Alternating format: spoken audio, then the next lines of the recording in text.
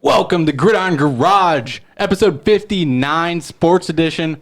Today's a little special. We got a guest on with us, Ludwig, over here sitting on the end of the table. How are you, Ludwig?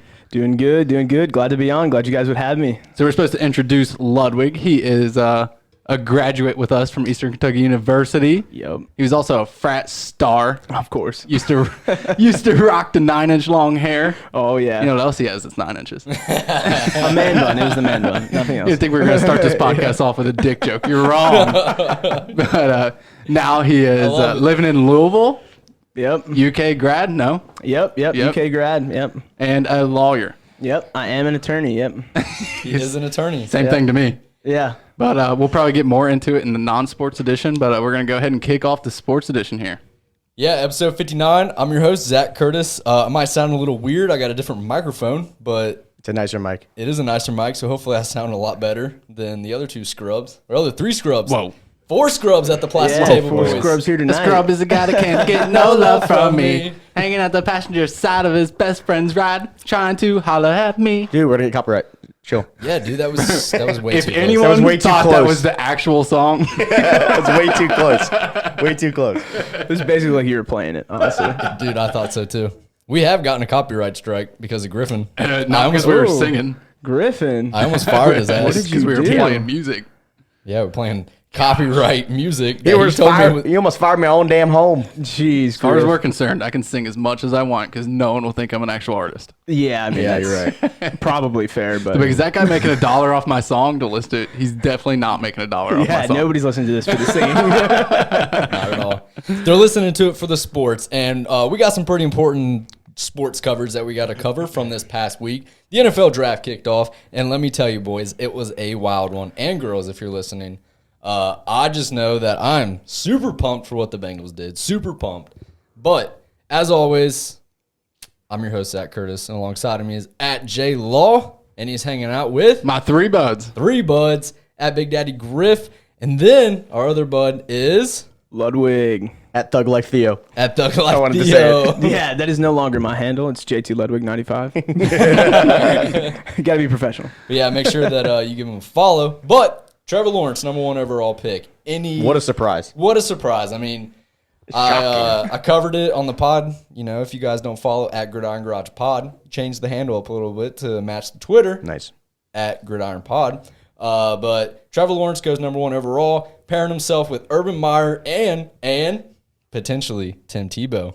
Oh, So man, what do you I saw guys that. think That's about crazy. the Tim Tebow thing? What's going on here? He wants to be a tight end. So Tim Tebow, after what do we want to say, a 4-year hiatus from the NFL? So from the NFL, Oh, gosh, it's been a long it's been time, like yeah. 4 or 5? no, like he was in the Maybe. NFL when we were like in like freshman in high school. Yeah, maybe So he- like 2 What? years. Yeah, it's it was a long time. it's been like 2 to 3 years since he was out of like baseball, since he like finished with the Mets. He hasn't been in the NFL since we were like in high school. It's tough to say because he's in such great shape, right? Yeah. He works out. You see the videos of him. I don't know. It's always with a sledgehammer. Yeah. That man does 90% of workouts with a sledgehammer. I'm Yeah. almost positive. Grit, Yeah, man. I'm like pretty sure that like he could go in the NFL and have like a be a practice squad player, or he could just go work on the railroads and be a boilermaker and be like make like a lot of money and be really good. 'Cause I bet he's got really a good with home sledgehammer. gym, and it's probably like a huge warehouse. You show up, and it's literally just a giant tire And a sledgehammer. And he's like, "What do you do?" I flip the tire, I roll the tire, jump around the tire, I hit the tire with the sledgehammer, I hit the tire on the other side of the sledge. You get a good workout in. Yeah, he's like different. Sometimes I use off-road tires. Sometimes I use on-road tires. Sometimes I use the donuts. It just Do you think he Tebow's at the end of his workouts? yeah. I hope he does. But he tried It's out. been so long. You're right. I couldn't even remember what the Tebow was, dude. He tried out for the Jacksonville Jaguars tied in. and he did not make it. Well, we don't know what the verdict is. Yeah. But I think that would be. I mean, he's older in his career. What, 33 maybe? He's actually But- older than Gronk. Yeah. You would think that it would be very hard, if not impossible, for him to be like a high level tight end. Yeah. 10 years at is a his long age time. without playing that position. When's the last time he played tight end? And never. Probably high school. Yeah, probably he high was Like, school. I know quarterback in some high people school, are so- crazily athletic, but still seems very unlikely. So I'm reading his book, and before he left to go to the MLB, that was what his agents wanted him to do. They wanted him to convert to a tight end type role, but he was like, no, my heart's telling me go baseball. But what I'm thinking about is that if he goes to tight end, Do you think that he could play a Taysom Hill type role for the Jaguars? Probably not. I just think that far out of football. I think if he did it originally, probably could've. Yeah. But I mean, he's probably 34 years old. I'd say he's getting up there. He's older than Gronk, like we said. I don't know. Well, I have no idea what he is like at a tight end. I don't know if he's gonna be good. I don't know if he's even fast anymore. I know you keep saying he's older than Gronk, but injury-wise, he's like a baby Gronk. Yeah, he's probably never got hurt. Like, I don't think he's ever had injuries. You're right. And injuries make players worse. They definitely make players perform worse for sure. The wear on Gronk's body compared to the wear on Tim Tebow's body has got to be insane. Right. Yeah, But 10 years not doing something is a I mean, you don't see really long Gronk with time. a fucking bionic arm out there Yeah. for year one at tight end. But I can't see it happening, honestly. If he makes the team, I don't think that he'd be like a top level tight end, but I do think that he could be decent at it, especially if they use him like I could see them giving him a deal just from the publicity angle, just because, that's what I was gonna say. I mean, that's huge. Like, Tim Tebow was never that great in football, but he was just a massive name. Like, Speaking of everybody knows who Tim Tebow is. Publicity. I mean, the minor leagues have been milking him for all his publicity for how long? Oh, yeah, exactly. Exactly. Yeah, And honestly, his numbers in the minor league didn't deserve the movement that he's got. Right. But they know whatever team he's going to go to, that fans are going to show up. Because that's how they make most of their money, is actual fans going to the game. Right. So fans are going to show up just to see Tim Tebow. And think about it this way. You got a brand new head coach in Urban Meyer. You have the first overall pick in Trevor Lawrence, and you got Tim Tebow. Like, who's not going to want to root for the Jacksonville Jaguars? Urban Meyer was also his college coach too. Right. So that's the whole thing, the connection they're making. But That's true. I wouldn't be surprised if they had him make the team, but I don't think he'd really play. I think if he played, it'd be more of like a,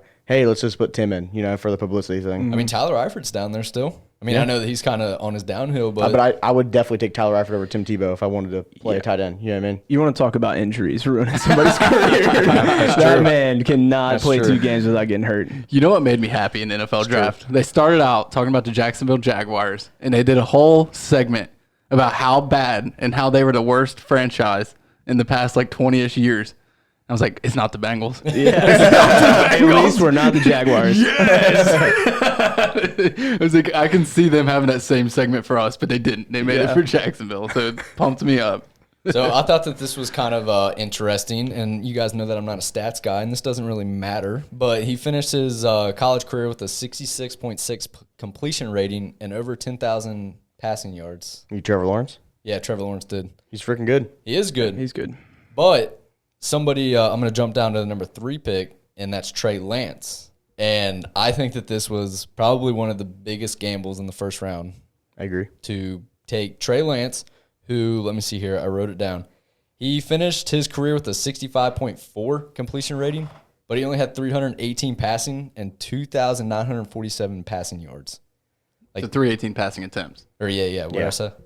Just Passing. 318 passing. Oh, 300 passing. So for a dude who's only throwing 318 passes in college, and he goes 3 overall. I mean, I'm sure that his pro day film is pretty good, but I don't know. What do you think about that, Lud?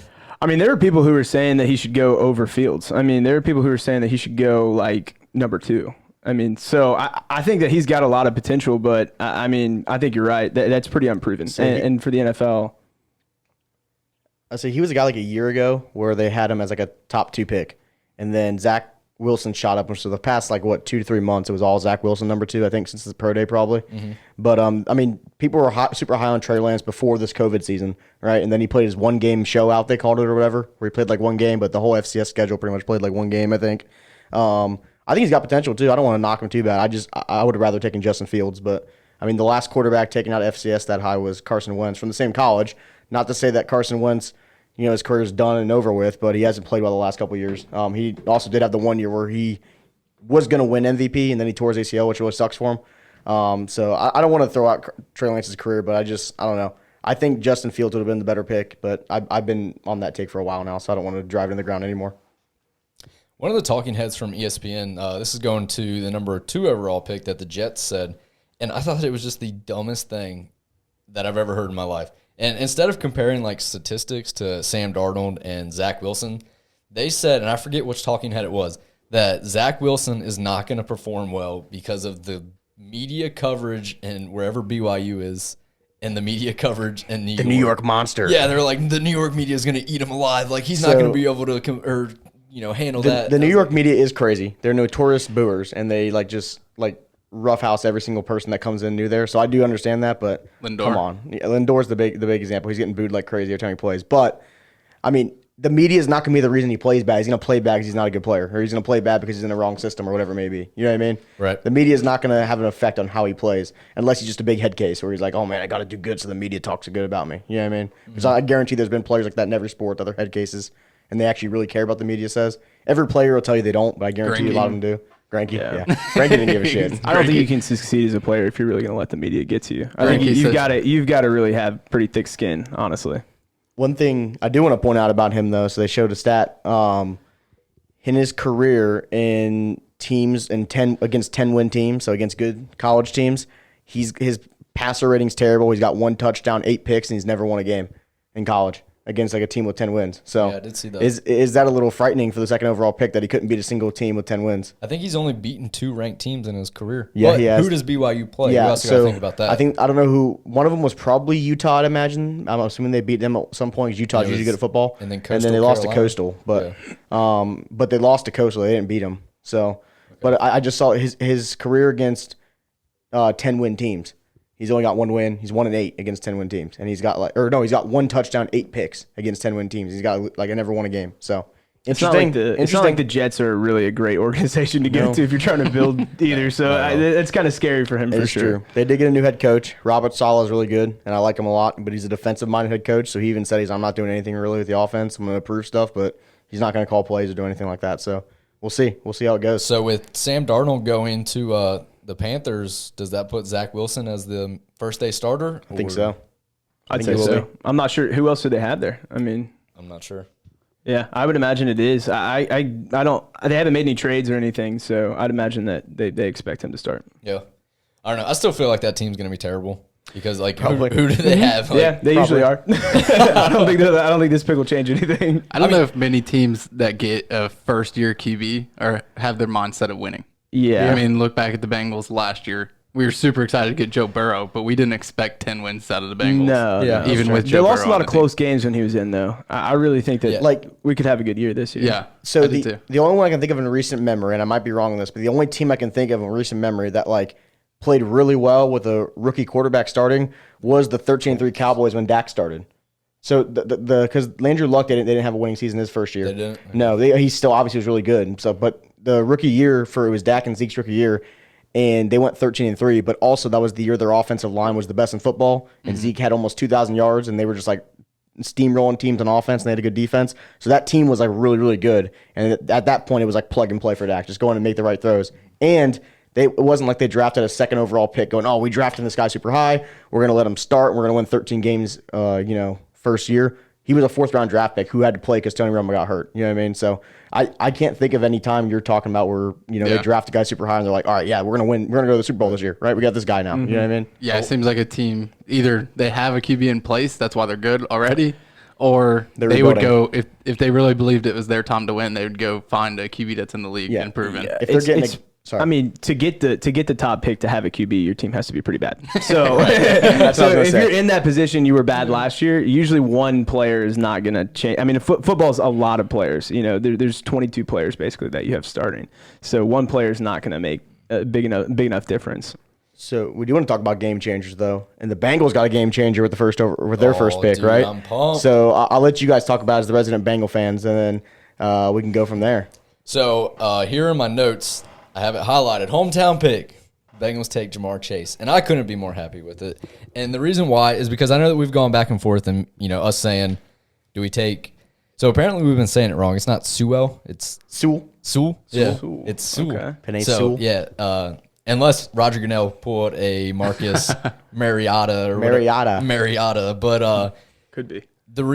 so here's the reason why I'm happy that they took Jamar Chase. And with AJ Green leaving, and I know we can leave out the argument of was he still a good receiver? Like, he was still once a good receiver, and his name brought attention from other defenses. And John Ross, even though he wasn't an elite wide receiver, the dude had wheels for feet and bricks for hands. I mean, at least And glass for bones. yeah, so with them putting we'll just throw it out there, a lockdown wide receiver in that wide receiver room, that excites me. And then with them going and getting the vet and Riley Reef and then he was a 23rd overall pick in 2012, and then picking up Jackson Carman, who he is a It looks good. thick boy. Thick boy. I'm pretty excited about it. If they didn't take a offensive lineman in the second round, I would have been a little disappointed with him taking Jamar Chase. Everyone would have been super pissed. Right.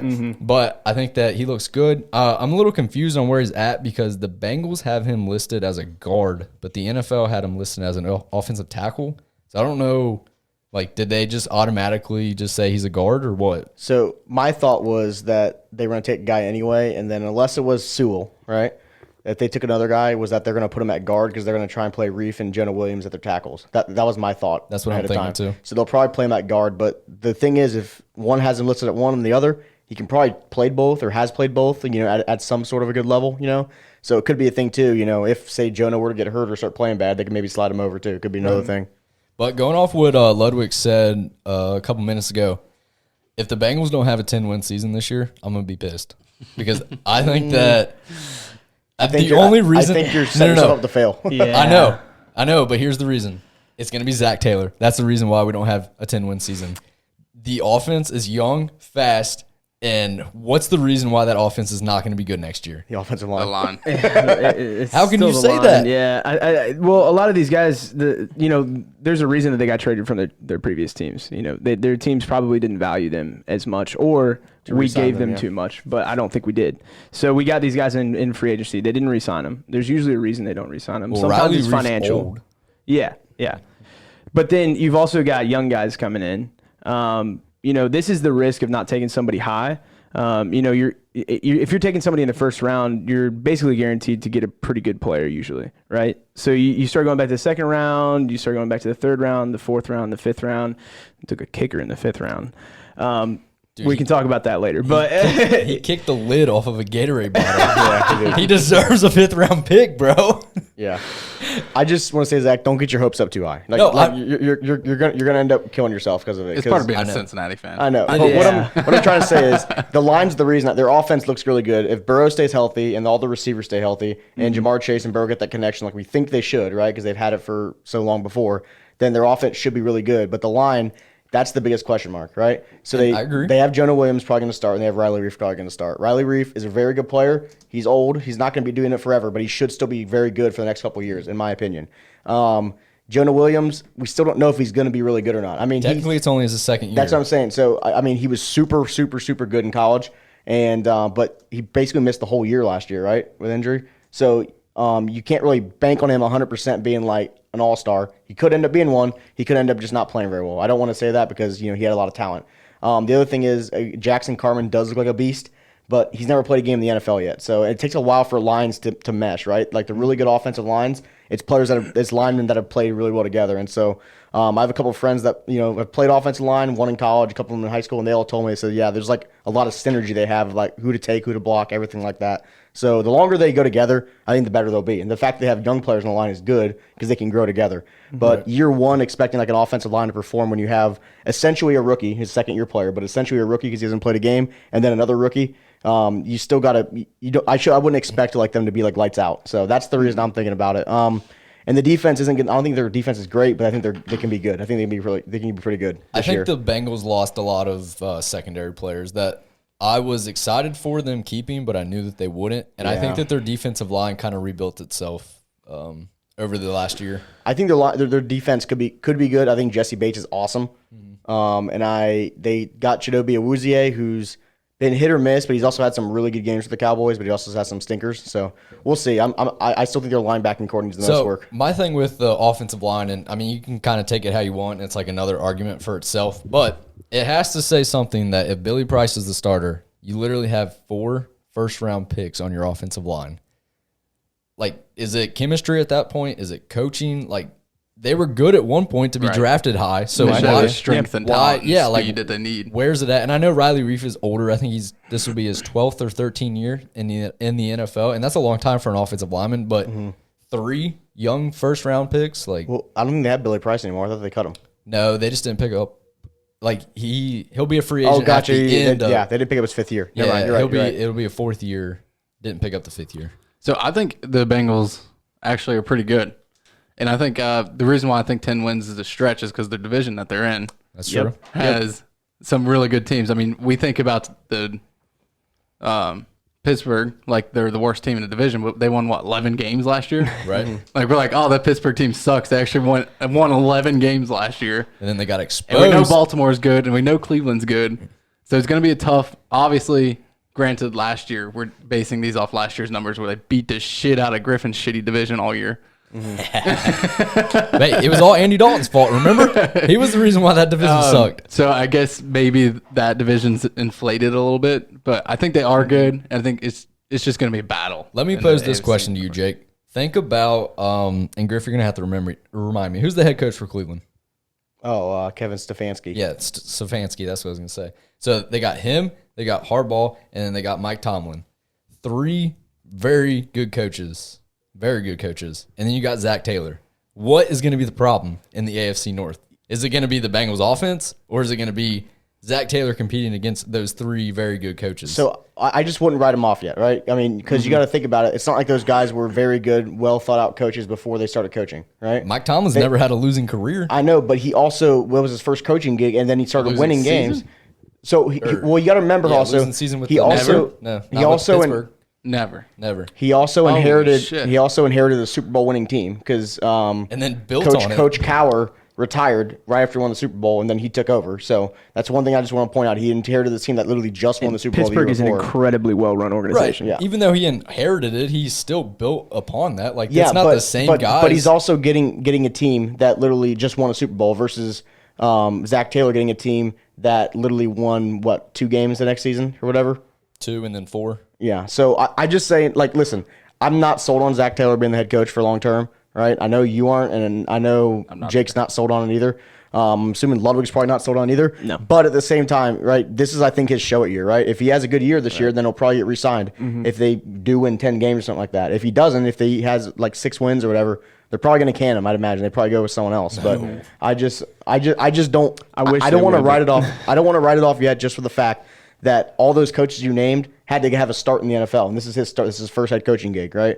And it's hard to he got his guys now, so now we just want to see how he does. So I can see that. It's almost like when you think of a college coach and you inherit, because he inherited the team the first year. yeah, And then, And that was a very bad team. you got to get his you're like, recruits. well, this coach had he's been awful. And you're like, well, my players are all freshmen that I recruited. Yeah, exactly. And in the NFL, Yes. they got a bunch of rookies. I don't think it's fair to They're gonna fire go, him. yeah. The first year he has his quarterback when his quarterback tears But his also, he ACL. hasn't done very No, he has not done very well. It's the same thing. And I totally agree with that point, is that, he hasn't had his guys and he hasn't been able to prove what he can, do with those players. But it's just like the decisions that he makes, dude, that's what drives me nuts. Like, it has nothing to do with the players that's on the field. It's just, I know that you guys are going to argue and you guys are like, oh, this is so stupid. But when they tied with the Eagles last year, dude, that made me so mad. And that was purely a coaching decision. Purely. Yeah, I And said what the did same it come from? Zach Taylor? Did it come from the special teams head coach? But, they literally played for that tie there. And that's what makes me mad, is why are you putting 22 guys out there who work their ass off every week to just go, all right, go knee the ball and, tie this game? Herm Edwards did not approve. Hey, we got a You soccer play fan to on the win pod. The game. Don't be dissing ties. Yeah, you don't play for a draw, though. You play for a win. We're talking about the real football here. So Ludwig is a big soccer fan. I don't know if you brought any soccer talk, but I should probably have asked you this before we started the podcast, but who are your professional teams? You get My 10 seconds, professional go. teams, all of them across the board, And every college. sport. Yeah. Go Okay, across professional them. teams and college. I'll start with college. College is easy. UK and EKU. I mean, I went to EKU. While I was at EKU, it was only EKU. If EKU is playing UK, then it's EKU while you're there. But I also went to law school at UK, so now it's just basically all UK. And then professional teams, I can start with soccer since we wanted to talk about that. Premier League, Tottenham Hotspur. In the USL, the United Soccer League. Well, we said pro teams. Yeah, not it's minor still leagues. a pro team. Still a pro team. Minor league soccer. Louisville fan. City got the shirt on right now. We're repping it. Then we've also got the Bengals. Bengals are my football team. Baseball, I'll be honest, I don't follow baseball super closely, but the Reds, I've been to the most Reds games, so I'd probably identify as a Reds fan, but they haven't really given me much to cheer for. Or go ahead. And then hockey. Caps? Blues. Blackhawks, Oh, actually. yeah. That's my team. Yeah, so the reasoning for that is I had a roommate in college who was really into hockey. He's kind of the first person I started watching hockey with, and he was a huge Blackhawks fan, and they were pretty good back then. So They were very good back then. So, your UK take, you can just leave my podcast because I cannot stand UK yeah, fans. you're not a U fan. I was waiting for that. Yeah. What else was I gonna say? Oh yeah. So I had a job in Louisville, and I was talking to people, just like trying to get to know people and stuff like that. And it was very diverse. And I feel like they're not very far away from Cincinnati, but a lot of them, or half of them, were Titans fans, or half of them were Bengals fans. A lot of Colts fans. You'd be shocked at how many Pittsburgh fans there are. My little brother is a those are Pittsburgh everywhere. fan. Yeah. I mean, they're good. So, and they were really good when we were little. So, like, I sort of identified as a Pittsburgh fan and then a Falcons fan because I loved Michael Vick when I was younger. But then when I got older, kind of into college and stuff, my dad's a huge Bengals fan, and so that's kind of what kind of started leaning me towards the Bengals, and they were really good for a little while. And I just want to say, when he said he sort of identified as a Pittsburgh fan, Jake's eyes lit up like he got activated. yeah. I mean, we're talking like 5 years old playing Madden, and they It's were like about one to of the turn best into teams. WWE. Dude, We're about yeah. to drop him on this table. Jake's eyes Become a plastic table boy. He's going through the plastic table. Jake's eyes lit up like he saw a curveball hanging held high. He's like, "Whoa, wait!" Yeah, everybody has those teams when they're kids. All right. I just Jake was wanted the to know, Rams. so I could did like the Rams, and I was roast you little. guys. But you also just like that guy that peed on people. Yeah. Oh, I guess I peed didn't on say. people? I guess I didn't go Isaiah basketball Peed? either. No, he played for. I thought he played for the UC Rams, when I was too. a kid. What? I No, don't know who like he went when we to. were kids, he liked what Isaac Bruce and Torrey Holt probably. Torrey Holt, yeah. Yeah. Kurt Warner was a QB. No, He was the I- greatest show on turf. I thought Isaiah Pete. Yeah, but that was when I we know were, like, that's in why high you didn't school. like That the was- Saints. No, that was a but- long time after. yeah. I was by far a Bengals fan at that point. So, are you an LA Rams fan now? No. Or just a St. Louis For one, I Rams? don't even like their new colors personally. Really, The white and blue. I'm a would huge throw fan it- of the blue and I would gold throw that it back they've to the got now. navy in actual gold. Yeah, Like back to the Kurt Warner days. Yeah. Yeah. Yeah, I think they could have modernized with the same colors, but I get what they're doing. Yeah, They're out They're in trying LA. to go back to the trying LA. to get the roots. They're out yeah. in LA. That getting back team to has it. no loyalty to anybody. No, they don't. They've been No, all over I'm the place. assuming it's their owner will just go wherever is willing The to give money. him the best stadium. Like how much money, how much tax breaks are you willing to give me, and I'll come I to don't your blame city. them. How long you got to live in St. Louis before you're like, I'm going back to. Oh, shit. Yadier Molina is going to kick your ass. There's nothing to do there, right? Who said that? Their food sucks, Brandon Phillips.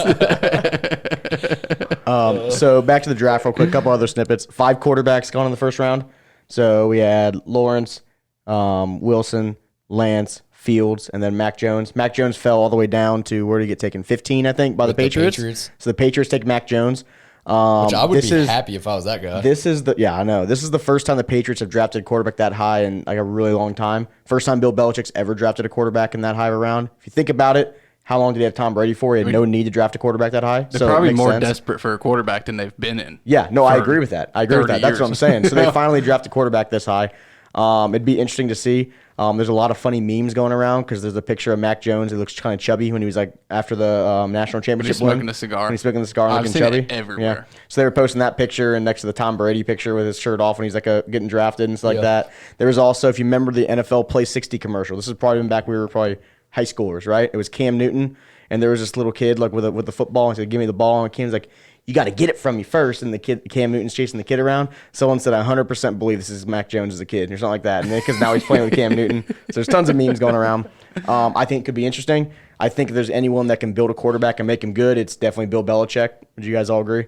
Yeah. Yeah, I for mean, sure. I think he proved Him- that with him- Tom Whoa, Brady. whoa, hold Not on, that Tom hold Brady on. wasn't already Time good, out. but So you hate on Cam Newton as much as you hate on Cam Newton, and then you write him off when he goes to the Patriots, and then you say this about Mac Jones? Well, he's young. Cam Newton was old. Cam Newton was already Jesus. made. Cam's Cam playing Newton was this what year, he was. right? Cam's gonna start. He is Cam's playing Cam this year. Newton. Cam Newton's going to be the starter. Yeah, he's the starter. In Wait, where's he playing Yeah. at? Where's That's he what I playing was at? understanding. New England. New England, They yeah. re-signed him as they another did. another 1 year Yeah. deal. Okay. Cam Newton's going to be the starter, but I'm saying this guy's only 22 years old. If they're going to build a young quarterback up, I believe in Bill Belichick can do that. Who I don't believe that can build up young quarterbacks, Zach the Taylor. Bears. The Bears are notorious quarterback killers, and they drafted a guy with a lot of crushed talent. my heart. And Justin Fields' career, sorry, it's over. You think so? It's over. The Bears got him. It's over. It's done for. Griff thinks the Bears are just the biggest black Yeah, he hole does. in the They NFL, are dude. for Like, quarterbacks. They are the for biggest. quarterbacks. Look, I mean, Cleveland's been like that too. Look at them now. That's true. Look at him now. they Things can change. finally got a good head coach. Things can They change. did. They did. I don't think Matt Nagy's a good head coach. Bears are a good head coach. I'll go with it for sure. I mean, correct me if I'm wrong, but even when Ditka was there, I don't think that they really had like a Jim McMahon was superstar. their quarterback, and he was like more of like a glitz and glamour like name quarterback than like a. So that team was run by Walter Payton. Walter Payton was their best player, and he's obviously one of the greatest running backs of all time. And then their defense, that was the '85 Bears, the Super Bowl Shuffle Bears. They were like just Hall of Famers all over the defense, right? And so that's where that team ran. So those were games, and also the NFL was different too back in the '80s, right? So Jim McMahon was having games of like 1 touchdown, 1 interception, and like 135 yards, and they were winning games like 35 to like 7 because their defense was so good and they were just running all over people. So he's like their most famous quarterback. And then I cannot remember the other guy. Sid Luckman's their best quarterback all time. Played in a way different era as well, in like the 60s and 50s. But they have not had like a good quarterback, like a guy who's like a Pro Bowl caliber or even like an All-Pro caliber quarterback like ever, other than Sid Luckman. They're a black hole for quarterbacks. Quarterbacks go there to die. They've had some quarterbacks with good seasons. Jay Cutler had some good years there, but he was never like one of those quarterbacks like, oh, Jay Cutler's so freaking good, right? Same years they had Brian Urlacher, Lance Briggs, like really, really good teams. You know what I mean? So I don't have faith in the Bears right now making him good. If they fire Matt Nagy, because I think he sucks, I think they could hire a good head coach. They need to hire Eric Bieniemy and get the offense rolling. So I'll say this about Justin Fields, and I don't know if it's just because I'm a hater or what, but I feel like the only good game that stands out to me is when they beat Clemson. Like nothing No, else he's had a bunch stands of out games. about How many of those Justin. games did you watch? I mean, every time that he played any big game, which is almost every game Ohio State plays. I mean, he kind of scored like 50 against Indiana. Did he? Yeah. 49. What did they score? I mean, it was a lot. a high scoring game because it was close. Yeah. 'Cause Indiana played well, but mean, I yeah, don't know. I mean, he just doesn't impress me. Like, I don't really think that he I should think have he been a has top some 5 very pick. impressive games. So I think he's good. Maybe he'll prove me wrong. played well. I Against haven't Penn wrote him off State, yet, a but bunch of teams. I don't think that if you're a QB in this draft that you'd be that mad for going to Chicago. Like, there's a lot worse teams you could go to than right. Oh, Chicago. definitely. So there definitely is worse teams in Chicago, but I mean, I'm just saying And their history with quarterbacks like isn't the good. Cowboys? And I want to what Jets? I want to say is I was kind of joking on the take, but I also wasn't joking. I think they're gonna do them bad. I hope they don't because I like Yeah. Justin Fields, but his career's not over. I was just being dramatic. So he can definitely still play very, very well. I hope he does. I hope he does play well. But And we were also devastated because we were super excited to see how Andy Dalton would perform. Griffin over here rooting against him. Me and Zach over here rooting for we Andy. got into it again today golfing. listen, real quick. I hope Andy Dalton has a good career with the Bears. I just don't see it happening. I don't think I'll he's leave it going at to that. start. I think he'll start day one. I You think think he'll so? start. I think he'll start day one. Yeah, I think he might lose the job this year, but I think he's going to I start. mean, what did they Okay. pay him? Like $8 million or $10 million, something Yeah, like that. something super low So like that. if they pay him, but you're paying a guy $10 million to sit your bench, like fans be like, why the heck would you sign him if you're just going to go over after a quarterback and trade up Right. in the draft? Maybe they You know didn't what I mean? know how the That's draft true. was going to That's pan true. They don't know out. how the draft's going to pan out, but they obviously had their eyes on quarterbacks, so they took a quarterback first Yeah. round for a while, right? And it is kind of shitty that there's like people have the old takes exposed now, and they asked Andy Dalton why he signed with the Bears. He said I was going to be the starter, and they tweeted out a picture of him said QB1, and now they go and sign draft Justin Fields. So Well, that's just like the Patriots did the same thing. They said Yeah. Cam Newton was their starter, and then they went out and drafted Mac Jones. I think I think Mac Jones has less of a chance starting day one than Justin Fields I does. agree though. as well. Yeah. Mm-hmm. So I do want to say this. We skipped over the number 4 pick, but Kyle Pitts is a good guy. Kyle Pitts. Good, or good, not. I don't Good know him player. as a guy. He's a good player. Good guy. But I saw I'm a lot of people having him lower. yeah, I'm Like, he got drafted surprised high. that the Falcons freak. passed up on Justin Fields or Mac Jones. So And here's my reason. And I know that Matt Ryan is going to be nearly impossible to trade away with his contract. But you also got to think about like Matt Ryan is definitely towards the end of his career. Yeah. And why? I mean, I guess only the Packers really think about 5 years down the road drafting quarterbacks in 2020 that aren't going to start until 2025. But I mean, maybe the Falcons should have thought like this could be one of the best draft classes in recent history with quarterbacks, and let's take Justin Fields, Mac Jones, whoever was available, and just put them on the bench. I mean, I will say Matt Ryan did have good games or good careers to where I think that he would be a good mentor for Justin Fields or Mac Jones, but I don't think Kyle Pitts was a bad choice either. I think Kyle Pitts is going to be raw. I think he's going to be super good. Raw. Raw. Fucking raw. Fucking rule. But I just want to go back. So Jake was watching the draft with me, right? And I was heartbroken. The Broncos took Patrick Surtain at the 9th pick. It's really who I wanted for the Cowboys today. I didn't need a cornerback. But they traded back with the Eagles, with their interdivision rivalries, which I think should be illegal. Some teams say because it should be illegal to trade with The your Broncos did? No, the Cowboys traded with the like, Eagles. they're not in the same They division. traded back. So my theory is, right, the Cowboys are on the clock.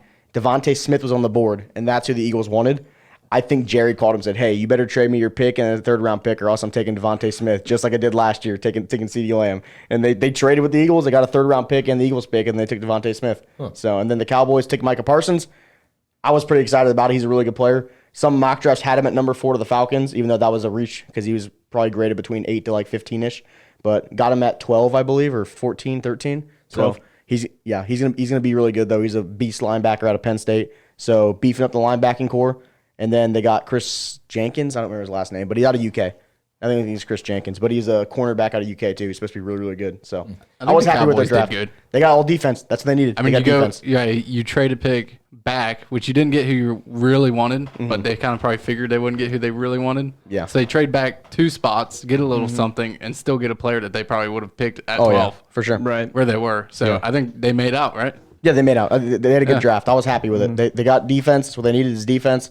So hopefully their defense can perform a little bit better this year. They're still going to have a really young defense. That's what worries me. But you know what? It'll be fine. They'll get better. They got the Falcons' old head coach, their DC. I'll see how that goes. I'm not a big Dan Quinn guy, but we'll see. So I want to go down the plastic table here and talk to the boys real quick. I've been seeing a lot of reports that the Bengals got an F for their 1st-round draft. That's bullshit. And I think that's complete bullshit. And I don't want to hammer the Bengals because there are 31 other teams. But what do you think about that, Ludwig? So I think the reasoning probably behind that would be that your offense starts at the line, right? So you need a good O-line or the rest of your offense doesn't work. And I think a really good example of this, and I mentioned this in our group message earlier this week, is the Cowboys. The Cowboys have a stacked offense aside from their line. They have decent receivers. They have a great running back. They have a fantastic quarterback when he's not hurt. And so if you're not starting at the line, it doesn't matter how many skill players or how skillful they are. It doesn't matter how good your quarterback is if he's got to heave the ball or get sacked. So I think that's really where people are coming from. I disagree with it because I think that they address the situation in later rounds. I think that they address the situation in free agency somewhat. I hate the stance that they keep giving out that their O-line is fine, and that's not the problem with the team because that it's just not true. And maybe that's just a thing where they're trying to keep those guys' confidence up as high as they can throughout the season. But yeah, I think that's what they're coming from. I disagree with it wholeheartedly. I think Chase was a fine pick, but I see where they're coming from. I think Chase was a fine pick. The Bengals will live or die telling the line that they're good. That kills me, dude. Last year they told Bobby Hart was their starter. Yeah. And he's going to stay there then throughout he the got cut. entire season. Yeah. They just kept coming and addressing yeah. he's our starter, he's our guy. Yeah, Like, I kind of understand that mid-season. Like, you don't want to be beating down your own players. Like, or it'd be the same in like a business setting. Like, you're not going to go out to your employees and be like, Jim sucks. So we're going to be looking for a new guy, but while we're doing that, Jim, keep working. You're not going to do that, right? So I kind of get it, but at the same time, in the offseason, you might want to. I think it'd be okay to go to the media and say, yeah, we're open to looking for new guys. Every spot's competitive. You could say something like that. There you go. I think the draft grades are dumb in general because I think so, you too. can't grade players after they played in the NFL for a couple of years, right? Yeah. I can understand grading saying, hey, these guys maybe reached on picks based on where they were projected to go, right? I can understand that. But just saying like, oh, they didn't get an alignment, F, right? That's stupid because their 2nd-round guy, Carmen, could end up being a beast, right? And then Jamar Chase could end up being one of the best receivers in the NFL, and then they're going to have an A in 5 years, right? So I think day of draft grades are stupid. And I just want to say this, and then I guess we can move on from the draft unless you boys got anything else to say. But with the Bengals bringing in Thaddeus Moss, they have Burrow, Jamar Chase, and then who was the defensive guy that they brought in? I forget his name. They brought in a defensive guy from the It's same a linebacker. I don't know who it was. 2020 LSU team. But having that winning mentality in the locker room at least is a good start. Like, guys, these 4 guys have won one of the biggest championship in college football. Like, that says something, and I like that foundation mindset that the Bengals are trying to build off of there. I mean, putting these guys into an NFL system does not guarantee anything, but it also like it's a good mindset foundation. Agreed. And that's what I like that the Bengals are doing. They're building the Bayou Bengals. Yep. You ever hear LSU call themselves the Bayou Tigers. Bengals? Cincinnati's turned into the Bayou Bengals, getting all the LSU people. So this is a dumb thing, and I should know this, but what is the like GEAUX? It's just It's like I think Cajun it's like talk. a play on French spelling. Yeah, But because does it like just say go? yeah, it's just go. It's just go. go. Yeah, I think it's just a play on French spelling. Like Louisiana and New Orleans in particular have like really strong French heritage. Right. So That's what I've Louisiana always purchased, figured. bought it from Napoleon. Bad guy. I told you, like Not a good random guy. Dude. history. Really not a good guy. Not The a whole very- French Revolution was a mess. Reign of Terror. Look it up. I also want to say something real quick. The Bengals offensive line did suck last year, but they do have 2 All-Pros and a Pro Bowler. They were just all hurt. So, but I do agree with the fact that their offensive line played bad and the rest of their offense played bad, and their enough. quarterback didn't help them out at all too. Griffin. The Bengals and so the let Cowboys him defend were it. It's essentially okay. the same. They just were wearing different uniforms. Word bullying. Let him defend. It's defended. Anyway, We're good. so more NFL news. Yeah. Aaron Rodgers, bombshell news. Yeah. So timeline here, I'll tell you the timeline. So it all broke like the day of the draft. I guess there were some rumblings around the league, weeks prior that he was kind of disgruntled with the organization. So he is basically saying, from what I've seen on Twitter from the from like Schefter and all those guys, that he wants their GM. I think his name is Brian Gutekunst. They all call him Goot. He wants Gutekunst. Yeah, Brian Gutekunst. They call him Goot. He wants Goot fired. He wants him let go, or else he's going to retire. So basically, Carson Palmer-esque situation, right? I also saw. So he was at the Kentucky Derby. You guys see those pictures of him there? So he's at Kentucky Derby with a bunch of Packer players and former Packer players. And he neglected to talk to like do interviews with any like the CBS crews or anything like that. But he did say, I guess supposedly he was saddened that all the news like kind of broke around that time. He didn't want the fans to see things like that. That he loves the Packers, but he was basically upset that all like the disgruntled and stuff like that behind the scenes stuff came out public. Because you think about it, when stuff like this breaks, someone's got to leak it, right? Like not like the GM or like the head coach is like, all right, let's go tell the media that Aaron Rodgers is mad and let every other team know, right? There's got to be someone in the organization that leaks this info at some point, right? That's how they get all their takes. So I think it's very interesting. Find odds on bets, he's going to be a Packer week 1 next year starting and probably dominating the league still. But I do think it's super interesting to think about him getting traded to another team or even just retiring and saying, I'm retiring, You think there's money involved in this transaction? Like, you think Adam Schefter is like... Could be Hey, paying for dude. takes. Like, Oh, there's no way ESPN would fire his ass so quick. would that Well, have? no, would I mean, they? would it Yeah. be? No, it would be a thing where he's saying, "Hey, ESPN, I can get this news first, but we got to pay for it." You know what I mean? Yeah. And then ESPN's like, "All right, business expense." You're a lawyer. That has to be some type of illegal. If you're on the Packer mean- side, that would not fly. So I mean, I guess it depends. I mean, the employee could get fired for sure because they're leaking company information. Yeah. I don't know. It depends on the circumstances. I mean, he's not blackmailing them for it. He's just saying, hey, you've got something that I want. That's information. I'm willing to pay you for it. but under the counter, like Is it? I mean, it wouldn't be under the counter. I mean, the guy's gonna have to report it on his taxes, or he's IRS is gonna be after him. That's something different. But no, I mean, like if he's saying, hey, you've got information that I want, and you can give it to me. I don't think that there's anything illegal happening I there. don't think so either. I mean, there could be, but off the like- top of my head, not something. I so. can Let's think of. just say Joe from the Packers was like, "Here's Schefner. Here's $500, or vice versa, or who would have to pay for it? I guess It would be- Schefter it would be would. Schefter would saying, pay So, money. I've Shef- got- Yeah, you know. so that would be like, should ESPN be paying for that? Or if Schefner pays for that, I'm sure that ESPN seems a would little not want to sketchy. get caught paying for that. They would want to do that in a way that doesn't really I don't trace think they're back to paying them. for But info. I think it's more so like I rumblings. doubt it. I mean, I that think doesn't he- seem likely. But I'm just saying. It's I not think he just illegal. has sources. I think he just has Don't sources. don't take my word for that. But I don't think it would be. I think he just has sources close to every single team, and they like leak them stuff. You know what I mean? It Yeah. could. I think there's also a certain part where the organization says, I'm "Hey, sure there's some sort of quid the- pro quo. The for organization that. might have parts that say, "Hey, here's what we're going to say on this matter. Let's leak it to Schefter or something." I Off guarantee stuff sports like that happens too. but there are like media outlets that'll go get video footage of certain things, whether it's a shooting, a fight, or something that the public wants to see, and they'll sell it for money. Oh, they pay for that. Yeah. Yeah, to- it's like yeah. Nightcrawler. Like yeah, I was about to Nightcrawler. say. Have you ever seen the movie Nightcrawler? So the Yeah. way I'm envisioning it, it's almost like Nightcrawler-esque, where they're paying be. for the information, which it might not happen, but I could see if you held it over their head. If you Yeah. were the Green Bay guy who knew it, and you're like, hey, ESPN, I got this Highest bidder. fucking huge information. Bombshell. I'll sell it to Fox Sports. And I have the proof Boom, on my phone bombshell. that Aaron Rodgers is saying this stuff. Mm-hmm. And they'd be like, oh, shit, we'll pay for that because that'll get us big publicity. I'm not saying they're maybe doing it not. every I don't time. I have a feeling that journalists, I mean, they have a network. They're going to work out their network, and they've got friends that are in the organization. And a lot of the stuff that you hear from these, breaking stories is probably green-lighted by the organization to go out.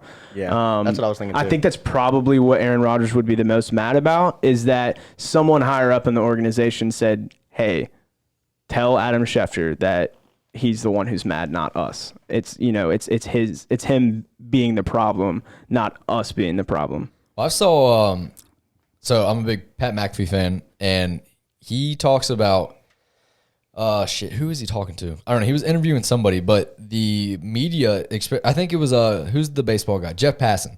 Jeff Passan, yeah. Passan. Yeah, he's like the Schefter of that movie. Yeah. So he will say that, the Reds say that they want to trade Joey Votto. And if the fans are like, hell yeah, trade him, then the Reds will be like, all right, let's trade him. But if they're like, oh, we want to trade away, whoever, Castellanos, they're like, no, like, why the fuck would you trade him? So that's the owners, like, putting it out in the media to see what type of trade value will Trying go to get a towards reaction, the, too. Yeah. See, like, what people are going to say. Which I think is really shitty. Oh yeah, players do that all the time through their agents. I mean, agents will like just kind of leak information that this player is not happy where they are or whatever, but they're not going to say that the player said it, right? Yeah. It's going to be so and so reporting that he's heard from someone that they're not happy. So my question is, where would Aaron Rodgers go if he pulled a Carson Palmer, retired, and came back? Jeopardy. Yeah. He's going to replace Alex Trebek. So he didn't. I don't think he did what Russell Wilson did, where he said, "Hey, I don't want to get traded, but if I were, here's the teams I'd like." Terrible guy. I don't Terrible guy. think he did that. But at the same time, like, it'd be weird to see Aaron Rodgers in another jersey. You know what I mean? Because y'all got every. The only thing I'd be worried about is that there's a lot worse franchises out there than Green Bay. Yeah, for Much sure. worse. Is that you would make a big fit about how Green Bay's ran, and then then they you get trade shipped you. to the Bengals. Yeah. You'd be like, well, fuck me. Dude, that's happened a lot. I think AJ Hawk maybe. I don't know. But somebody was like, I want out here so bad. And then they go to a shitty organization. I would have- it's like, I want to go back. Yeah, Like, fuck if, this place. If you're Green Bay, what's your desire to trade him to a good team? You don't give a shit. You just Yeah. care You about don't your want to return. trade him to a good team I because think you don't it- want to just care strengthen about somebody your who's return. going to rival you in the playoffs. I think it would definitely be an AFC team they try and trade him to, because I don't think they want to face him in the NFC. Right. So, This is what the return This is. was something I saw on Instagram, so I don't know how true it is, and I haven't fact checked it. But the three most notable Packers quarterbacks: Bart Starr, Brett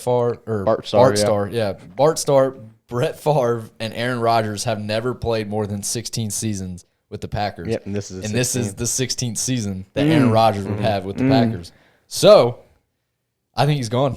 I don't know where he's going. We'll Could see. be going to Jeopardy. He's going after Could be the going season to, or before the season starts? before the season starts. He already said he's not going to come back. So We'll see. Wait, I did think he's going to be a he Packer. say like publicly that he? So would- we Yeah. didn't say, we didn't say it no, publicly. it was leaked. reported. It was reported that Yeah, Aaron leaked, Rodgers okay. is not. He has told the team that he's not in- coming back not intending to unless They fired Goot. Goots is fired. So So that might be one of those things that was leaked through an agent, Yeah. where it's kind of like him trying to put pressure on the organization to take him seriously.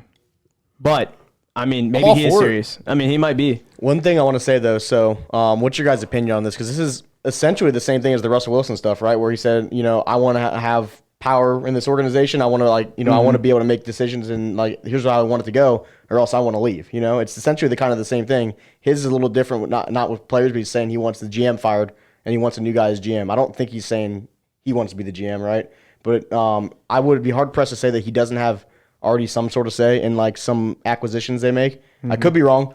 Could be 100% wrong, but it's a similar situation to that, right? Because he's saying, I want this guy that's high up in our organization who makes all these big time decisions.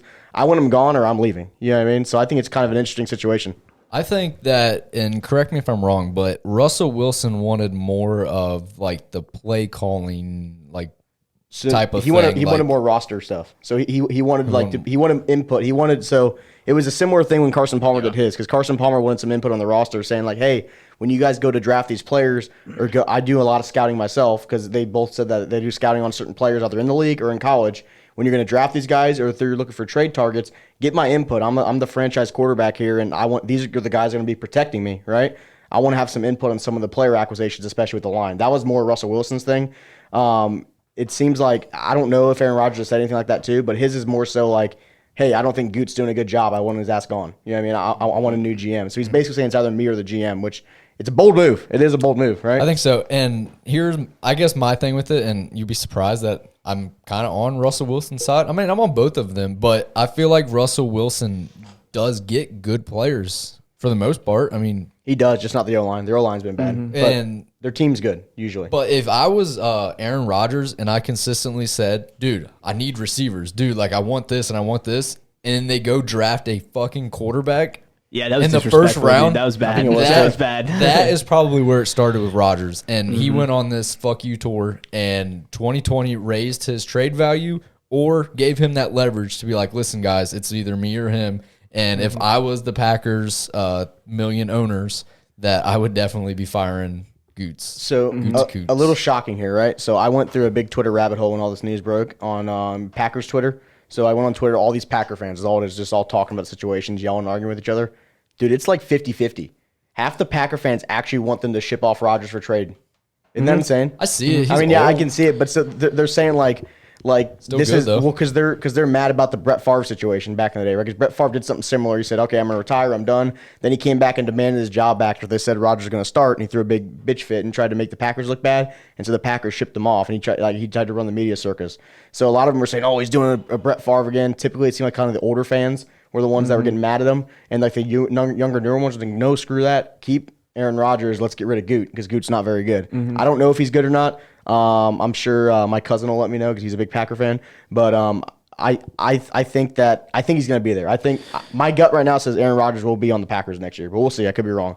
But the Packer fans right now on Twitter, they're like 50-50. There's people saying, "Nah, just screw it. He's old. Get rid of him. Get some trade value out of him. Start what's his name? Whoever they drafted that hasn't Jordan played. Love? Start Jordan Love. See how he does. If not, go for another quarterback in the draft next year." I would say my last point on that would just be just to kind of give some perspective from the other side, like why you would maybe ship out Aaron Rodgers. So the team, do you really want your quarterback, a player, to be bigger than the team? Do you really want him to be making decisions about who your GM is? Do you really want him to be making decisions about who you're acquiring? That's kind of what message does that send to the other players, basically, where you can just kind of subvert this whole big organization that's been fairly successful over the years, and just say, "Hey, I don't like this guy. I want him out, or you have to get rid of me." That would be the argument from the other side for me. So that's the same argument I had with pro boxing, where they let the boxers get bigger than the sport. So Right. people running the sport. Yeah. And it ends up not well for the sport and Right. better off for the boxer. Right. And I think that I know Griff and I have had this argument, or maybe it was I don't know, whoever, but which is harder to find, a good head coach or a good quarterback, or like your franchise quarterback? Do you guys remember that argument? Yeah, I remember that. So I would venture to say it would be way easier to find a good GM over a good quarterback versus the whole head But what coach. I GM think wants I'd to agree come with there that. when your quarterback can get mad at you and send you out anytime? Yeah, true. so That's true. I agree with Ludwig taking the fact that you don't want to have a player basically he can do whatever he wants at that point. If you fire your GM just because your player tells you to, then that sets the precedent that okay, this guy says goes. We're his bitch. You know what I mean? And I think that's where the Packers are fighting back, and they've shown that they're not afraid to disrespect him. They drafted Jordan Love when he said I want receivers, right? Yeah. So that's why I don't think they're going to fire Goot just because Aaron Rodgers says so. I think they're going to try and mend it and like get him to play week one with the team they have in place and with the front office they have in place. But I also think that Rodgers has earned the right to do that. And I do agree with you. Yeah. So, like, think about if we'll use Joe Burrow as an example. If he walked into Mike Brown's offense and was like, dude, if you don't draft Jamar Chase, like, I'm out of here. Or hire a GM. Or hire a GM. Yeah, Please true. hire a GM. But you think about when Tom Brady went to Tampa Bay, Bruce Arians was like, dude, you can bring in anybody but Antonio Brown. And Antonio Brown still ended up on that team. So, like, That's true. and look how That's that went. They won the Super Bowl. So Yeah. I think it's definitely Aaron Rodgers has that respect, but it's like who's gonna budge first kind of thing. I think both sides have gone about the whole situation like really poorly.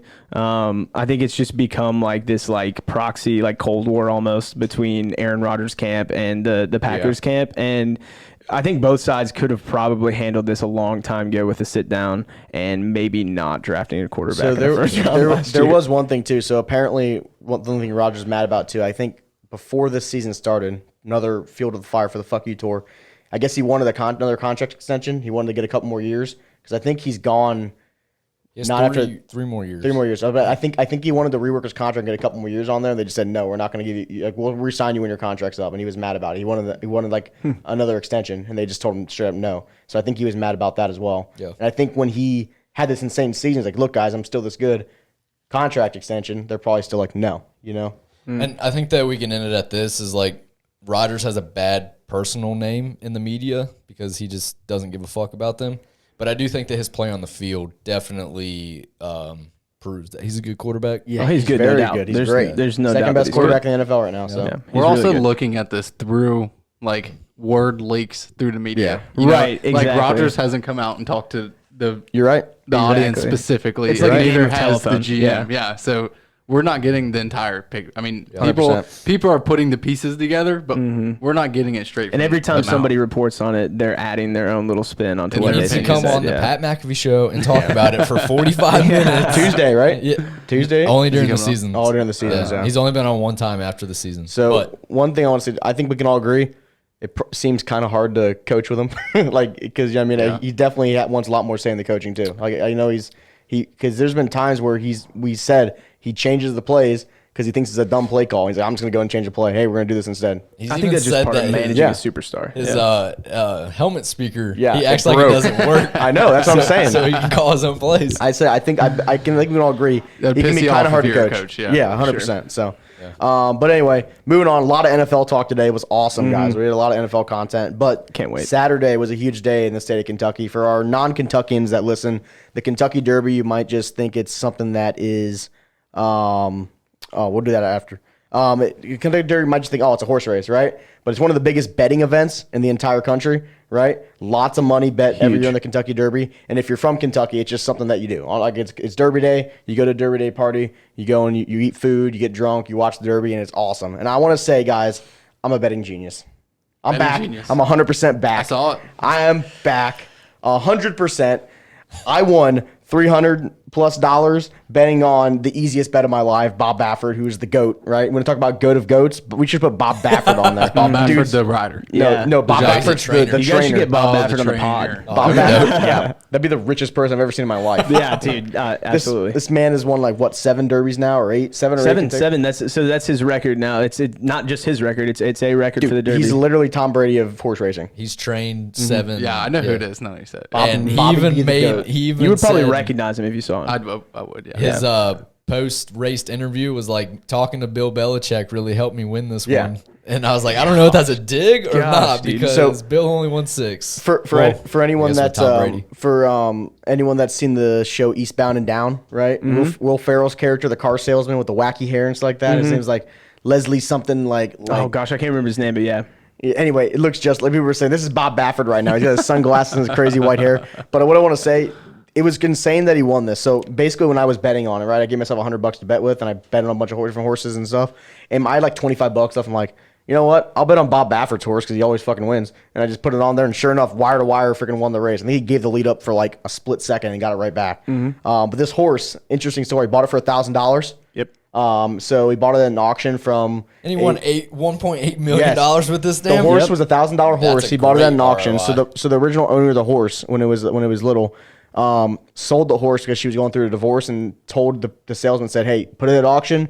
Whatever it sells for, it sells for. I just need some money. I'm going through a divorce." Bob Baffert jumps in, $1,000, takes the horse. Right? He originally used it to be kind of a race horse with his prize horses, the ones that they were going to race against to test themselves. He's like, all right, this will be a good horse. I'll race it against my ones I think that can make the Derby, and it'll test them, right? And he kept beating the shit out of all of his good horses. And eventually he's like, you know what? Let's just put it in the Derby. It's won all these races, and it keeps beating these really good horses. So let's just put it in. And he even said before, he's not confident this one's going to win the Derby. He goes, it's only race experiences like in the last year, and it's all been all against a bunch of of his own horses in like training, right? That he just want to test it out. Sure enough, goes and fucking wins the Derby again. He's just sitting there walking down like Bill Belichick in that one thing with SmackDown, WWE SmackDown, walking out. Dude, So so this is something that I always think about with any type of like animal racing or anything like that. But what do you think goes through a horse's mind when it's like, all right, we're just trotting out here, and then the fucking gates open. They're like, let's go!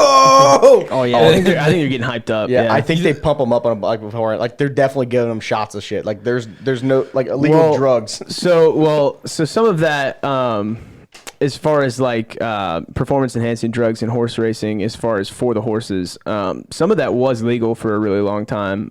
They're really trying to cut back on that now because a lot of horses have been dying recently, and obviously animal rights groups and They have like anyone heart problems too, right? Yeah, anyone with a conscience thinks that that's not great, and probably you shouldn't be shooting up your horses with a bunch of drugs and then causing them to die early. Have you ever seen their that's not veins great. after they race? Oh, it's Oh, insane. dude, yeah, they're ripped. They're swole. They're It's ripped. disgusting. Yeah, like Arnold after a pump. Yeah, for real.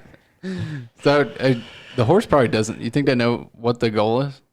I don't know. That's what I I always think thought that they about. know they're supposed to run. I'll put it this way. Yeah, so that's they what it know is. Yeah. the jockey input and what the jockey inputs mean to Yep. what they're supposed to do. I think they know they're supposed to run. And I think if they I know don't that think- if there's a horse in front of them, that's not good. So you think they do know that? I think they probably know that. Yeah. So I was in Georgia once when we were riding horses, and we were riding them around. When I got my horse, I was probably like 12 or 13.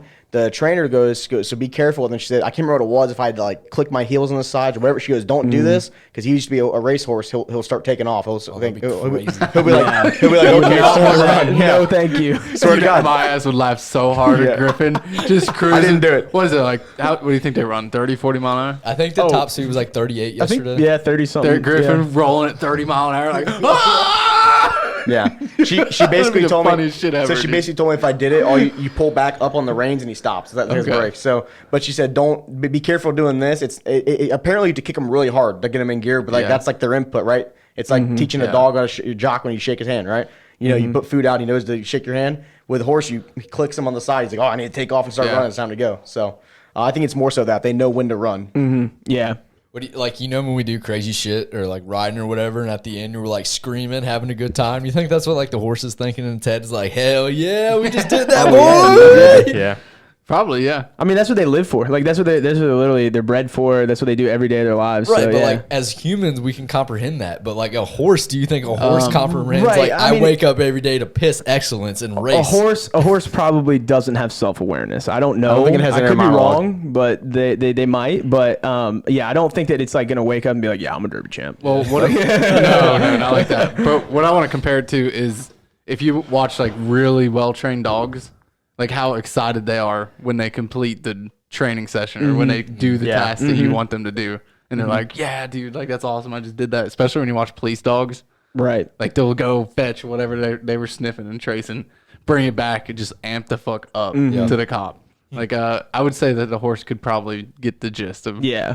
yeah, dude, we just did that shit. Yeah, I think animals like sort of understand like when humans are like happy or Yeah. like angry or like like maybe like base level emotions. So I think that they probably understand like their jockey is like pumped up and like patting them or whatever, and they're like, Yeah. I'm good. I'm a good boy. I would But agree with here that. it is Tuesday. Do you think that the horse wakes up and is like, man, I won the Derby on Saturday? Probably not. No, probably by don't think he Tuesday knows he's that. back to just eating carrots and chilling. Yeah. I don't He's like, think when are we he gonna knows train? that. Yeah, he's like, when am I running again? So, we got a new segment on the pod. I forgot to do it before, but Zach, do stats matter? So I got a stat for you, and I want you to tell me if this stat matters, okay? So it goes me back with to the it. draft, Justin Fields, right? So Justin Fields, he was the number overall high school prospect in 2018, right? He also transitioned to a 90% plant-based diet. He occasionally eats salmon, but the most damning stat here, he owns a French bulldog, Uno, who has over 28,000 Twitter followers. Damn. So Zach,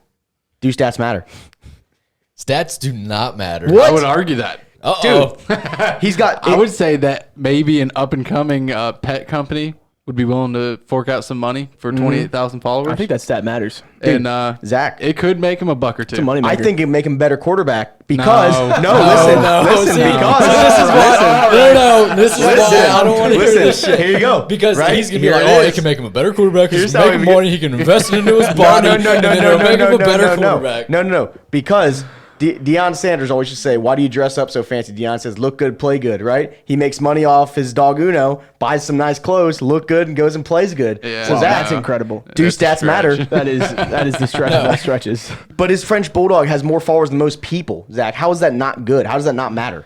Okay, because doesn't Justin matter. Field probably has a couple 100,000 followers, and then if he has his Bulldogs, You don't think so? Tag. 100,000 followers. He probably has a lot. Justin Fields. Dude. I think he has a Ohio lot. State. Definitely now after he got drafted. he Okay, does. Come on. Yeah. at least 100. He has a lot of followers for All sure. right, Dude, let's his- look him up. He didn't get the body for 100,000 followers. I've seen what a 100,000 follower body looks like. Yeah, you gotta be shredded. No, you gotta be a girl. Yeah, I was gonna say, You gotta be a female and shredded. he's got the wrong genitals. Well, he's got a 90% plant-based diet, so he's getting Holy there. cow! Take a guess at how many followers he's got. 800,000. 250. 1 million. 815,000. Oh, is that Well, closer so to a he million? just got Wow. drafted by the That's Bears, incredible. though, Yeah. which is a huge franchise, right? So he got a lot of followers. But they Drafted. suck. Oh, he was over 100,000. They still have a ton of before. fans. This guy. What do you mean? He's always hating on an organization. I don't know. I would say Ohio State has as I'm many not hating fans as on the him. Bears. I just said he got a more lot maybe. of followers because he's got drafted to the Ohio Bears. State or Bears? Who's got more fans? More fans? Yeah, the Bears is in Chicago, which Chicago Yeah, I'd is say huge. the Bears for sure. It's Yeah. an NFL But team. Yeah, Ohio that's State, true. the entire state of Ohio roots for Ohio State. Yeah, but- plus people outside of it. But, But yeah. but there's also Bears fans that aren't from. They just like That's the true. Bears because Yeah. they grew up when I the think Bears it's were dominant I back think in it's the day. comparison. Like, I think we pretty can look it close. up. I think you'd be shocked at how many more Bears fans there are. But think I so? think Don't know if I they don't can, think it's like- like Where are you night and gonna day. find that statistic? yeah, at? I don't where's think that we're going number to. at? How did you even tell? I don't think it's night and day. Would But I definitely think be there's hard definitely to more poll. Bears fans. Yeah, that'd be really Maybe hard. the U.S. Census needs But- to have like. What's your favorite college football team? Anyway, Are you a Bears fan or Ohio State? Just So- put it on the next U.S. Census. so far, you know, Sponsored by Gridiron Garage. we just had our first stat for the segment. Zach said stats don't matter, so we'll see next week if you think stats matter with our next stat that we come with, whatever it may be. I'm So, all for this segment, and for you guys who want to fucking troll me about stats, this is what I'm gonna say. All right, I do think that stats matter, but when people like Griffin try to argue statistics about this guy's better than this guy because of he threw more yards in one game, that shit pisses me off. what about when they throw more yards for the whole season? No, it still doesn't matter. Why not? I think the bigger the sample size, the more it matters. Yeah. I agreed with Zach the other day Thank you. on a There launch are certain things He that sent me stats launch can't tell you, angle, and I but- said launch angle's bullshit. It is bullshit. Is I'm it? not Is sold it on really? launch angle. I agree think with so. that. I How mean, do you- guys- how do you guys teach know launch baseball, angle? so No, I the don't only know. reason I think launch angle ever grew is because the announcers think it's fun to look at talk the launch about. angle of Yeah. home runs and like show the think- parabola. That's the only reason. I think that's fair. I think Yeah. exit velocity is way more important than launch. That's angle. what I told him. yeah. I told him that I actually do think the barrel rate stat is pretty important. I could see in where like launch exit angle on the velocity. extremes would matter. I mean, if you're hitting it straight 90 degrees, you can never hit a home run, and if you're shooting it straight 180 degrees, you can never hit a home run. But like in between there's probably like a sweet spot, but it's probably not. But my thing with stats is how do you coach I think it's that? 18 to Like, 25. how do you coach but I could be launch wrong. angles? 18 to 25. Do is what? like, I Like, think. how do you coach I launch think they just angles? change your swings. They're more like Well, an that would uppercut be swing. you like trying to get your swing. It would be incredibly It would be difficult so to do. hard to yeah, do. You Like, would have to change sit the swing. there with a camera with like the technology to show MLB how they're teams have coming that, off the though. bat. It would be very hard. MLB It would teams be can do very it. hard. MLB teams can But coach then if they you would want have to adjust Yeah. to a pitch and different spots of the zone, different Well, that's- types of pitches. that's Like, the it would argument. be extremely It might be hard. humanly impossible to do that. That's yeah. the argument why players don't hit high of an average anymore, because they're too much care about launch angle, right? And I think it's true. I think they're hitting worse I and they're think they striking care out about more. bat speed. Yeah, but And literally, like the input they're putting in is not Right. the They want to get desired under outcome. it though too, because you can't. You're not going to go over. If you want to know what's top the ball. driving it, OPS is driving it, not Yeah. launch angle. Yeah. yeah, I Like agree. you don't evaluate players at the end of the season and say, "Dude, your launch angle average was 24, pretty good." Incredible. Yeah, Like no, they're gonna say your OPS was 1,000. 1,000. Here's Pretty the- impressive. Here's man. here's the whole bank. Here we're the Dodgers. Here's $300 million. So I want to ask you guys a question about launch angles. So, like, if you're a pitcher and you throw the ball, like, you're not intentionally trying to hit people, but you do, correct? I mean, some people. No. I was going to say Some- sometimes. Majority of the time, you're throwing it to The plate. the plate, right? Not at the person. Okay, unless you're Bryce Harper and just take balls to the face, Yeah. which that looked like it hurt. Took it like a man. So He did bad, take it Not like a gonna man. lie. That can ruin your career. dude. I know, and I'm not hating on Bryce Harper because that looked like it fucking Yeah, hurt. he took it like But- a man. Good job, They Bryce. had it So- in like pretty good slow mo too, where you Yeah. could see his face and his Crunch. nose like crumble. They're like, So Pretty cool. pitchers intentionally, for the most part, hit a batter on purpose. There are, occasions where it is on accident. I would disagree with that. I I, think would it's say more an You accident. think it's mostly on accident? I think it's with- mostly on purpose. With fastballs in the MLB, no, with in the fast MLB. no, curveballs hit people and sliders hit people all the time. I think if on you're hitting accident. somebody in the ankle, that's probably an accident. Yeah. You're hitting somebody in the butt, that's probably an accident. You get a belt high rib shot from a fastball. circumstances Probably on and purpose. the location. Normally, when people are hit on purpose, it's like mid rib, body, shoulder area. They actually don't try to hit people in the head. I mean, you're like that's bad. Yeah. No, He's not- Okay. that's. All right, well, hold on. If they're hitting in the head, that's a missed shot. That's not the argument that I want to get at. But for the majority of the things you can say, like this person was hit intentionally or non intentionally. For a home run, can you say this home run was hit intentionally every time that somebody hits a home run? That's the argument that I want to bring up. I would say they're In trying the- to hit the ball hard. In the MLB, because obviously there's no way a high school player or college player is good enough to be like, all right, I'm hitting a home run this bat. I would say they're trying to hit home runs. Yeah, I don't think you can accidentally hit one out of the park. At Yeah, least you could. Unless you're You think Bartolo you Colon. could? I mean, yeah. I guess you're stupid strong. No, there's a lot of people that go up and they just try to hit the ball hard, and whatever happens, happens. And Okay. I guess you hit a home run, and you're like, well, I was just trying to hit it hard, and it went out. That's good. I think Yeah. I think there's times when like I think there's some players in MLB that try and hit a home run every time. Yeah. I think Javi Baez tries to hit a home run every time he swings. He swings his and if shoes. he hits a single, he's like, shit, all right, cool. Yeah, you know what I mean. But then I think most players are like what Jake says. I'm going to go up and hit the ball hard, right? Yeah. Like you can't tell me that like I don't know, Nick Senzel or someone doesn't go up there every time. He's not thinking, all right, I'm going to hit a home run this at bat, right? He's going, I'm just trying to make contact and hit the ball hard, right? Yeah, and then he you hits a get a home run. He's like, nice, I hit a home run. Nice, yeah, You know turn what I it mean? on. I don't know. I just think that it amazes me because the objective of MLB is to swing the bat and hit the ball somewhere, but it just sometimes happens to go out of the stadium or whatever over the fences. But like in football, the objective is I want to throw the ball at this guy and catch it, and like majority of the time that happens.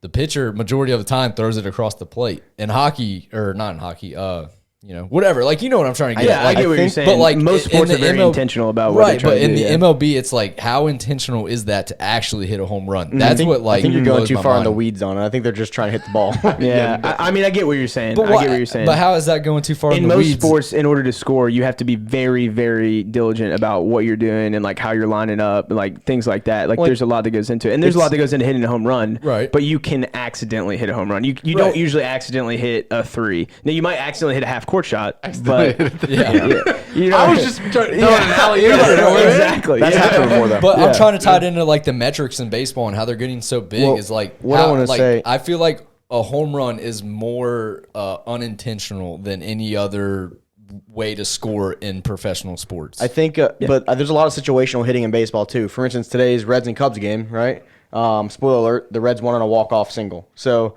Castellanos came up with, I think, the bases loaded or 2 men on. I can't remember. I think it was the bases loaded, and all he had to do essentially was hit the ball hard. Hits the ball hard, and it gets past the infield because the infield's playing in. They're gonna win the game. So, I mean, I wouldn't put it past Castellanos to be like, I'm trying to hit a fucking home run here with the bases loaded to win the game, but because the type of player he is. But in his mind, he's like, all right, I just need to make good contact here and win this game. Even if I hit it like 150 to 200 feet in the outfield, right? We're probably gonna win the game and then be able to tag up or something like that. You know what I mean? So I think there's situational hitting too, where I don't think he was up there like, I got to hit this as hard as I can to hit a home run. I think he was like, I need to put the ball in play so we can win the game.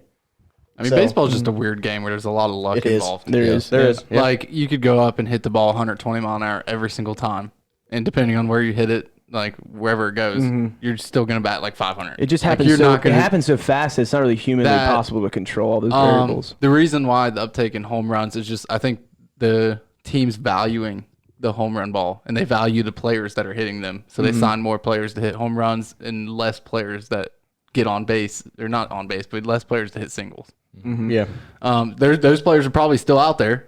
They're probably in the minor leagues, honestly. Yeah. And you could probably bring them up, and you could probably raise the batting average, the average MLB batting average right now. But they don't want to do that. They want to raise the average MLB OPS instead Yeah. of the average. So it's just the way the teams are managed and owned and ran now is why the uptake is. I don't know. It was just an interesting thing that I wanted to. No, that's good. bring up. I do think there's that is players that interesting. go up and try to hit home runs. Yeah. No So doubt. 100%. Yeah, 100%. You're I right. think Castellanos think tries there's to hit probably home runs. more I think now than there Suarez, used to be, too. Suarez tries to hit home runs. No doubt. Doesn't do very good at it. He hit a home run Just today. not so far. Hit a home run not today. so far. He had 3 hits and a homer today. All right, One, so, two, See, last thing we want I- to talk about. Or I have one more thing Okay, I go want ahead. to talk about. It's probably I don't know. Anyways, Jake, I want to hear your opinion on this. So I didn't watch it. No, you know that this happened. I sent it to you guys the other day. So the Reds had a bench clearing scuffle, if you want to call it, with the Cubs, where Amir Garrett strikes a guy out and pumping himself up, and then Baez jumps over the fence and causes the benches to clear. Hold on. You're not saying you started out lying. First off, he told Rizzo "fuck you." So I just want to say he said "fuck you." No, I said. I Well, think he said well. you're a mother effer is what he said. That's All right. It's The a- Reds and Cubs and They do Rizzo. have beef. The Reds and Rizzo do not Reds like and each Rizzo other. have beef. Reds Yeah. and Baez have beef. But so just real quick, what he said, he struck him out on 4 or 5 pitches. It was First out of the inning, he walked away and he said, "You're a motherfucker. I'm like that," which we've seen. I mean, Amir Garrett pumps himself up. I'm like Pumping that. himself himself up. like that. No, he says that. He says, He's "I'm like pumping that." himself up. 5 Yeah, times. he pumps himself up, but he also pointed at him and said, "You're a motherfucker," and then did one of these, and then went back to the dugout. And then Baez jumped over the rail, came at him, started dropping F-bombs, saying, fuck you, all this stuff like that. He was sticking up for Rizzo, and then that's when the benches cleared, and they held them all back. All right, so kinda how it that's happened. where we're at right now. And then So- Baez flipped them off, too. He was, like, flipping them off. Yeah. So, Warranted. in my opinion, Baez should get a 2-game suspension. Because of why Castellanos got a 2-game suspension was because of their COVID protocols of all the people together and all this bullshit. So why isn't Baez having a 2-game suspension? Because he was the one who started it. He was the one who jumped over the fence. So what do you think about that? I actually didn't watch this, but I know how Amir Garrett is. I sent it to And you. I still didn't watch it. I was busy, dude. I had a lot of shit going on yesterday. But anyways, Amir Garrett probably shouldn't be acting as cocky as he can or is.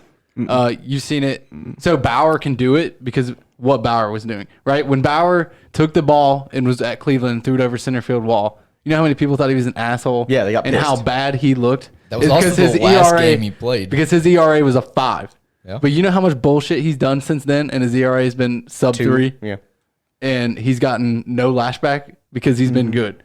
And I actually feel for Amir Garrett because I know he actually deleted his Twitter because people were not being very nice to him After this fight? at all. No, he deleted season. it Oh, okay. this season because as he wrote down, He has a his 12, ERA is 12. ERA. He's And he has pitching not been very bad. So performing. people good. are just like abusing the crap Yeah. out of him. They're being very mean, and there has Yeah. been some racial stuff going on. But anyways, That's we'll not cool. ignore that. So they have been very mean to him, but I don't think you can act like that if your ERA is 12. Like you got to be humbled and you got to like know your role. I agree. That's almost like a rookie coming in and acting like hot shit. You're like, dude, you got to know your place. You're a 12 ERA guy right now. Mm-hmm. You can't be flexing on me. But So I watched the John Boy video, and he essentially said the same thing. He's like, I like Amir Garrett, and I like, he said, I like emotion. I like when players show emotion. He's pro, like fun baseball. He goes, but he said it would be different if you're winning the game and he gets the last out to win the game or to, save the game, you go to the 9th inning or whatever.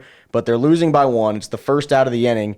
And Rizzo wasn't even doing anything. He literally struck out. I was like, oh, fuck, I struck out. And started walking away. And Rizzo, and he said, you motherfucker. And it's like, get out and like shoot him away.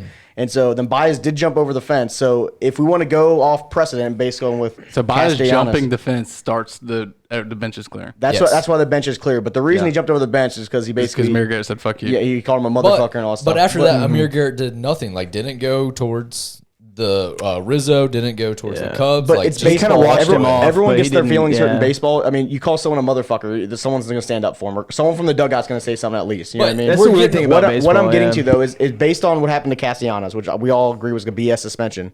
If you want to go down that route and go down the not fun route, suspend him, suspend Baez, and then it's going to be the same freaking thing for baseball. Anytime someone tries to stick up for teammates or tries to do something fun, tries to do anything like Yeah. that, they're going to suspend him. I don't think any of them should be suspended, not even Castellanos. I think it was a whole hoopla about nothing. It was literally Amir Garrett trying to hype himself up in a weird situation where he has a 12 ERA, and because he even said in the thing, he was talking to his coach, he said, Coach, I need this. He kept saying that. He watched the John Boy breakdown, I'll talk about it. He kept saying, I need this, let me have this. Coach was like, oh, it's all right. Just chill out and get the rest 2 outs. I'm at the bad. end. Yeah, and he Like kept 5 saying, times. I'm bad. And I was thinking, I was like, dude, you are bad. Like, Yeah, that was But, bad. Not cool, man. But I think we're getting away from the whole thing. Like, if we all know that the MLB is corrupted anyway, Yeah. but if one person gets suspended for a bench clearing scuffle, everybody should. Or I don't think any of them should. Or nobody should. Yeah, I think no. But there shouldn't be an automatic suspension for bench clearing. No. How do For you a bench stop it, clearing. though? A Right, bench but- clearing brawl. But my thing is with Maybe. Yeah. the COVID thing that the MLB put in as to why they suspended Castellanos was because of the COVID thing. Like, then that's why I'm getting at it. Like, then Baez should be suspended because he caused all those people to be on top of each other. And that's why I think it's bullshit. think And I'm they got not a coming new after guy. you just because it's No, the yeah. Cubs. I mean, I'm saying, I think if you want Baez suspended, then that's the bad for baseball. Yeah. I don't think he should be suspended. I don't think Castellanos should have been suspended. I can understand with the precedent being set that they suspend him, but Agreed. I don't think they should. I just Yeah. wanted to be consistent. That's what Yeah. I'm mad about. Like, either suspend them all or don't. I don't think you should suspend anybody, so that's why I don't want him to get suspended. Yeah, I agree with you there. But It is also, how do you stop that from happening if you're not going to suspend You people? don't. for You it? just let it happen. No, I don't think there's a problem with the benches clearing. Okay. Like literally, not. When's the Nothing last happened. time a player's been hurt in a bench clearing brawl? When who was taking spikes to the face from Brandon Phillips? I still don't think there's an from injury. Cueto. Yeah, I still Cueto don't was think he taking injured. spikes to Yeah. the I mean, face. even they get kicked in the Were they in like the face. roundhouse kicking? Like what was No, that? he was pushed up stomping. against the net. like and hit shaking. both feet in the Jeez. air, kicking in people in the face. Oh, that's not great. But like I don't know, there's just not like a huge problem. I mean, like Yeah. if you're looking at the NFL and you're like, look, we have these rules put in place because players are getting injured because of this. You look at the MLB and you're like, nobody's getting injured, nobody's getting hurt. What's the big deal? The big deal is they want to protect their image and they don't want to be known as the brawlers. Right, but what happens when at one game somebody takes a shot to the temple and it ends their career? You know what I'm saying? A punch? Yeah. Oh. I'm not saying it's likely, but it's possible. I mean, people die from that. my so, opinion like, on the- I mean, it's dumb and like maybe most of the time nobody's gonna get hurt. They don't but fight most of I the time. promise It's you the that's thing. gonna be all over the place. Yeah, they don't really punch. I guess that They don't fight. Yeah. They're very They rare. usually Like, just like push. there's probably 50, Yeah. 50 No, I agree. benches clearing in a year of MLB. Yeah. And there's probably 2 fights. Yeah. That's Well, that's what I fair. was going to say. I think when the suspensions come in place, it should be something you see like when Manny Machado got hit by Yordano Ventura and he immediately just rushed the mound. They started Yeah. really like boiling on They're each trying other. to fight. Or Bryce Harper situation, right? Yeah. That's when I think suspensions would be handed out. Not when I'm trying to think of Puig not- last year. Yeah. Puig, Warranted exactly. of an yeah, exactly. suspension. Not when the Amir Garrett last year warranted of a yeah, suspension. exactly. But not when the pitcher says, "Yo, you motherfucker," and then the guy comes out and says, "No, fuck you," and he's flipping him off. I don't think that. I think that's they can just get by words. with fines. Yes, exactly. You say Yeah, bias. You jumped the fence. You were the first player Fine. to rush the field. Here's a fine. You can still Sure. play. Yeah. Or Amir Garrett, you can't say you motherfucker every time you strike someone out. For one, you shouldn't cuss on TV. Yeah. For two, you shouldn't disrespect the other team like that. We'll send you Yeah. a fine over for Yeah. something. Like they could easily do that without suspending. what agree if with that. what if instead of a suspension after the game, they get thrown out of that game? Or They're they done for could that do. game. I don't know. They could implement a balk. Wouldn't that be Yeah. crazy? Yeah. Like, I think- that was a unsportsmanlike conduct. Yeah. That's a balk. Player gets a ball or runner advances a second. That would shut some shit down real Yeah. fast. Or if the hitting team does it, player on seconds out, or they're batted. I do points think out. that Oh, in yeah. in-game punishment, like the NFL and Yeah. college Like football, flags. yeah, like something should happen rather than being suspended or fined. sort of afterwards. penalty, Can you, Yeah. can you imagine, like, you think about old school Bill Belichick pulling the red flag out of his sock for challenges? Can you imagine Country Joe West pulling a flag out of his sock and throwing the flag? Yeah.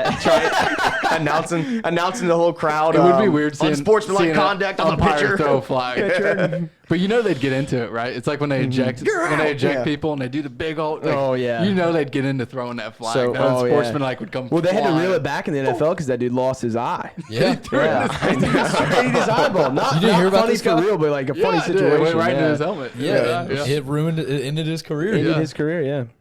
So I think we pretty can all crazy. agree, though, kind of weird talking shit on one out when you have a 12 ERA. Yeah, I agree as well.